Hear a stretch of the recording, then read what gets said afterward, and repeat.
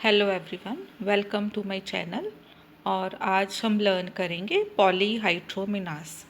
तो पॉली का मतलब होता है ज़्यादा, हाइड्रा का मतलब होता है वाटर और फ्लूइड, एमनियोस मीन्स एमनियोटिक सैक। तो जब एमनियोटिक सैक के अंदर फ्लूइड की मात्रा नॉर्मल से ज़्यादा हो जाती है तो उसको हम कहते हैं polyhydramnios. Definition is polyhydramnios is excessive accumulation of amniotic fluid more than 2 liters within the amniotic sac during pregnancy. Pregnancy के दौरान एमनियोटिक सैक के अंदर जब एमनियोटिक फ्लूइड 2 लीटर से ज़्यादा एक्यूमुलेट हो जाता है, इकट्ठा हो जाता है, तो उसको हम कहते हैं पॉलीहाइड्रोमिनोस। तो नॉर्मल जो वैल्यू होती है टर्म के टाइम, मतलब प्रेगनेंसी जब फुल टर्म की होती है उस टाइम पे एमनियोटिक फ्लूइड की मात्रा 800 ml से 1000 ml तक होती है नॉर्मल। और ये जब 2 लीटर से भी ज़्यादा हो जाता है तो उस कंडीशन को हम पॉलीहाइड्रोमिनोस कहते हैं। रिस्क फैक्टर्स या इटियोलॉजी इसकी क्या रहती है? First, maternal diabetes mellitus. अगर प्रेगनेंसी के दौरान डायबिटीज़ होती है, जहाँ पहले से मदर को डायबिटीज़ है, तो उसके कारण पॉलीहाइड्रोमिनास हो सकता है। Second, fetal anomalies. अगर फीटल एबनॉर्मेलिटी है, कोई कंजेनिटल एनॉमली है, जैसे कोई गैस्ट्रो इंटेस्टाइनल ट्रैक्ट की एनॉमली है, जहाँ सेंट्रल नर्वस सिस्टम की एनॉमली है, such as hydrocephalus, spina bifida, anencephaly, तो उसके कारण भी ये कंडीशन हो सकती है। Third, multiple gestation. अगर मल्टीपल जेस्टेशन है, मल्टीपल प्रेगनेंसी है, तो उसके कारण भी पॉलीहाइड्रोमिनास हो सकता है। Next, RH incompatibility. अगर RH इनकम्पैटिबिलिटी है, मदर का RH और फीटस का RH जो है मैच नहीं कर रहा, इनकम्पैटिबल है, तो भी पॉलीहाइड्रोमिनास हो सकता है। Next, fetal hydrops. Fetal hydrops एक सीरियस कंडीशन है जिसमें फीटस के जो सॉफ्ट टिश्यूज़ हैं, जहाँ जो बॉडी कैविटीज़ हैं, उनमें फ्लूइड एक्यूमुलेट हो जाता है, उसको हम कहते हैं फीटल हाइड्रॉप्स। फीटल हाइड्रॉप्स की कारण भी पॉलीहाइड्रोमिनास हो सकता है। Next, foetal infections. अगर यूट्रस के अंदर फीटस को इन्फेक्शन हो जाते हैं, किसी भी तरह का इन्फेक्शन है, bacterial infection, viral infection, fungal infection, तो उसके कारण भी पॉलीहाइड्रोमिनास होने के चांसेस बढ़ जाते हैं। ये है इटियोलॉजी और risk factors. Next are the clinical features. तो क्लिनिकल फीचर्स पॉलीहाइड्रोमिनास के क्या होते हैं? Rapid uterine growth. एक तो एब्डोमेन का साइज़ जो है वो काफ़ी बढ़ जाता है, मदर के एब्डोमेन का साइज़। दूसरा है कि यूट्रस की ग्रोथ जो है काफ़ी, क्योंकि यूट्रस के अंदर जो एमनियोटिक सैक है उसके अंदर फ्लूइड जो है काफ़ी मात्रा में बढ़ जाता है, तो उसके कारण यूट्रस की ग्रोथ हो जाती है, यूट्रस का साइज़ भी बढ़ जाता है। नेक्स्ट है डिस्निया, क्योंकि उसका जो फ्लूइड के कारण, ज़्यादा फ्लूइड, एमनियोटिक फ्लूइड होने के कारण उसका जो प्रेशर पड़ता है चेस्ट कैविटी के ऊपर, तो उसके कारण मदर को डिस्निया होता है। Dyspnea means difficulty in breathing.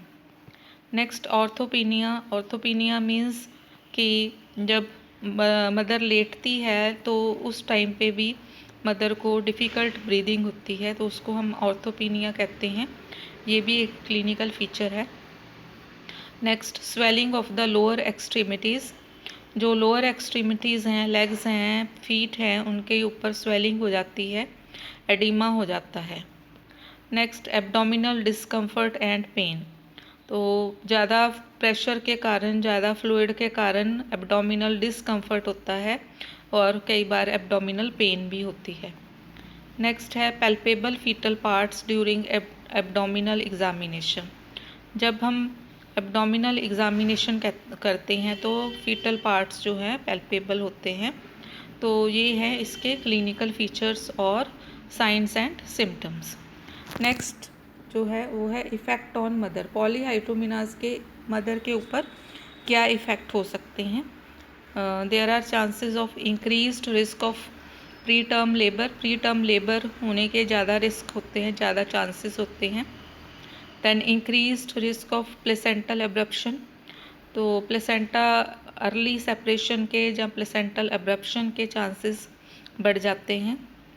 Next, increased risk of postpartum haemorrhage, delivery के बाद जो ब्लीडिंग के ज़्यादा ब्लीडिंग के चांसेस, मतलब पोस्टपार्टम हेमरेज जो है उसके चांसेस बढ़ जाते हैं पॉलीहाइड्रोमिनास के कारण। Next, increased risk of maternal complications such as uterine atony and pre eclampsia. तो यूट्राइन एटोनी मतलब यूट्रस का जो है टोन जो है एब्सेंट हो जाती है, उसको हम कहते हैं uterine atony. And pre eclampsia is and hypertensive condition during pregnancy. तो ये मैटरनल कॉम्प्लिकेशंस हो सकती हैं पॉलीहाइड्रोमिनास के कारण। These are the effect on mother. Next, effect on foetus. तो फीटस के ऊपर पॉलीहाइड्रोमिनास के क्या इफ़ेक्ट होते हैं? First, increased risk of foetal malpresentation, मतलब फीटस की जो प्रेजेंटेशन है वो एबनॉर्मल होने के चांसेस बढ़ जाते हैं।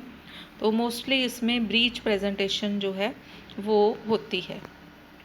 Next, increased risk of umbilical cord prolapse, तो कॉर्ड प्रोलैप्स होने के चांसेस बढ़ जाते हैं। Then increased risk of foetal distress, foetal distress के चांसेस, फीटल हार्ट रेट कम होने के चांसेस जो हैं वो बढ़ जाते हैं। Next, increased risk of birth trauma और बर्थ इंजरीज़ जो हैं उसके चांसेस भी बढ़ जाते हैं, उसका रिस्क भी बढ़ जाता है पॉलीहाइड्रोमिनास के कारण। These are the effect on foetus. Next, diagnosis कैसे करते हैं? फर्स्ट जो है वो अल्ट्रासाउंड के से जो है वो एमनियोटिक फ्लूइड वॉल्यूम जो है उसको मेजर किया जाता है, और इसमें पता चल जाता है कि जो एमनियोटिक फ्लूइड का वॉल्यूम है वो नॉर्मल से काफ़ी ज़्यादा है। देन मैटरनल असेसमेंट में फंडल हाइट मेजरमेंट की जाती है, तो फंडल हाइट भी नॉर्मल से हाई होएगी, टर्म मतलब कि प्रेगनेंसी के अकॉर्डिंग या जेस्टेशनल एज के अकॉर्डिंग जो फंडल हाइट है वो भी ज़्यादा होती है। दैन सिम्टोमेटोलॉजी, सिम्टम्स देख के पेशेंट के, मदर के, जैसे क्लिनिकल साइंस एंड सिम्टम्स जो हैं वो चेक करके जो है डायग्नोसिस किया जाता है। So this is diagnosis. Then उसकी मैनेजमेंट कैसे करते हैं पॉलीहाइड्रोमिनास की? तो सबसे पहले है determination of underlying cause and treatment. सबसे पहले कॉज देखा जाता है कि क्या कॉज है, तो जो भी कॉज है उसकी ट्रीटमेंट की जाती है। अगर मदर को डायबिटीज़ है तो उसकी ट्रीटमेंट की जाती है, अगर मदर को हाइपरटेंशन है तो उसकी ट्रीटमेंट की जाती है, अगर कोई और कंडीशन है तो जो भी कॉज है उसको पहले देख के फिर उसकी ट्रीटमेंट की जाती है। देन उसके बाद serial ultrasound monitoring of amniotic fluid levels, जो अल्ट्रासाउंड मॉनिटरिंग की जाती है और एमनियोटिक फ्लूइड का लेवल जो है वो चेक किया जाता है, कॉन्टीन्यूसली उसका लेवल चेक किया जाता है। देन मैटरनल सिम्टम मैनेजमेंट, जो भी सिम्टम्स हैं, मैटरनल सिम्टम्स हैं, मदर को जो भी सिम्टम्स अपीयर हो रहे हैं पॉलीहाइड्रोमिनास के कारण, उनकी मैनेजमेंट की जाती है। तो जैसे अगर एडिमा है या स्वेलिंग है तो उसके लिए डायूरेटिक्स दिए जाते हैं, और अगर मदर को डिस्निया हो रहा है, ऑर्थोपिनिया हो रहा है, तो उसके लिए मदर की जो पोजीशनिंग है वो चेंज की जाती है, फॉलोअर्स पोजीशन दी जाती है मदर को, ताकि उसको डिस्निया से आराम मिल सके, जो ब्रीदिंग है वो सही हो सके मदर की। तो सिम्टोमेटिक मैनेजमेंट की जाती है। देन उसके बाद amnio reduction means draining the excess fluid, जो एमनियोटिक फ्लूइड है, जो एक्सेस फ्लूइड है उसको रिड्यूस किया जाता है, उसको ड्रेन किया जाता है। और मतलब जैसे अगर 1000 से ज़्यादा 1000 ml से ज़्यादा है तो 1000 से ml से जो ज़्यादा वाला फ्लूइड है उसको हमने ड्रेन करना है, उसको हम कहते हैं amnio reduction. Next is antenatal fetal surveillance, तो फीटस की जो कंडीशन है, फीटस का जो फीटल हार्ट रेट है वो कॉन्टिन्यूसली मॉनिटर की जाती है प्रेगनेंसी के कारण, प्रेगनेंसी के दौरान, और अगर कोई भी कॉम्प्लिकेशन आती है तो उस हिसाब से उसकी मैनेजमेंट की जाती है। So this is the management of polyhydramnios. Next is nursing care और नर्सिंग मैनेजमेंट। तो नर्सिंग केयर क्या प्रोवाइड करते हैं पॉलीहाइड्रोमिनस वाले मदर को? तो फर्स्ट जो है वो है कंडक्ट थॉरो एंटीनेटल असेसमेंट। तो एंटीनेटल असेसमेंट जो है वो की जाती है, मदर के जो भी वाइटल साइंस हैं वो चेक किए जाते हैं, मदर की फंडल हाइट चेक की जाती है, एब्डोमिनल एग्जामिनेशन किया जाता है, और किसी भी तरह के अगर मदर को प्रॉब्लम आ रही है तो उसको भी असेस किया जाता है, उसके साइंस एंड सिम्टम्स जो हैं वो चेक किए जाते हैं। Then monitor maternal vital signs and symptoms, mother के वाइटल साइंस चेक किए जाते हैं, मॉनिटर किए जाते हैं, और जो मैटरनल सिम्टम्स हैं, अगर एडिमा है चेक किया जाता है, स्वेलिंग है उसको चेक किया जाता है, डिस्निया है उसको चेक किया जाता है, तो जो भी सिम्टम्स हैं उनको मॉनिटर किया जाता है। Then monitor foetal wellbeing through foetal heart rate monitoring, foetus की जो वेलबींग है वो मॉनिटर करते हैं फीटल हार्ट रेट मॉनिटर करके। तो कई बार कॉन्टीन्यूसली फीटल हार्ट रेट जो है वो मॉनिटर की जाती है। Then assist with positioning for comfort and respiratory support, mother को पोजीशनिंग के लिए असिस्ट किया जाता है, पोजीशनिंग में हेल्प की जाती है ताकि मदर को कंफर्ट प्रोवाइड किया जा सके, और जो रेस्पिरेटरी सपोर्ट है वो प्रोवाइड की जा सके। और कंफर्ट के लिए मदर को कंफर्टेबल पोजीशन दी जाती है, और रेस्पिरेटरी सपोर्ट के लिए अगर मदर को पोजीशनिंग जो दी जाती है, फॉलोस पोजीशन दी जाती है, जहाँ कार्डियक पोजीशन जो है वो मदर को दी जाती है और प्रॉपर रेस्ट दिया जाता है।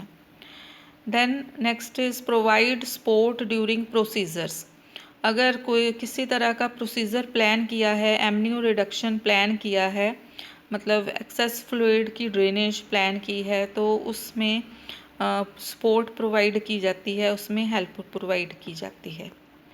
Then promote relaxation techniques for the mother, mother के लिए रिलैक्सेशन टेक्निक्स हैं वो प्रोमोट की जाती हैं, जैसे कि मदर को प्रॉपर रेस्ट दी जाती है, स्ट्रेस से दूर रखा जाता है मदर को, योगा के लिए, मेडिटेशन के लिए जो है मदर को एजुकेट किया जाता है और मदर को उसमें हेल्प की जाती है। Then support emotional needs and provide reassurance, mother को इमोशनली जो है वो सपोर्ट किया जाता है, मदर के जो भी फियर्स हैं, एंग्जाइटीज़ हैं उनको दूर किया जाता है, मदर के जो भी क्वेश्चंस हैं उनको आंसर किया जाता है, मदर को, फैमिली को रीएश्योरेंस प्रोवाइड की जाती है। Then educate mother about condition and potential complication, mother को और उसकी फैमिली को जो कंडीशन है, जो मेडिकल कंडीशन है उसके बारे में एजुकेशन दी जाती है, और क्या कॉम्प्लिकेशंस हो सकती हैं, जहाँ क्या आगे क्या उसका आउटकम हो सकता है उसके बारे में नॉलेज प्रोवाइड की जाती है। तो this is all about polyhydramnios. तो आज की वीडियो में इतना ही। Thank you so much. अगर वीडियो अच्छी लगे तो लाइक करें और चैनल को सब्सक्राइब करें।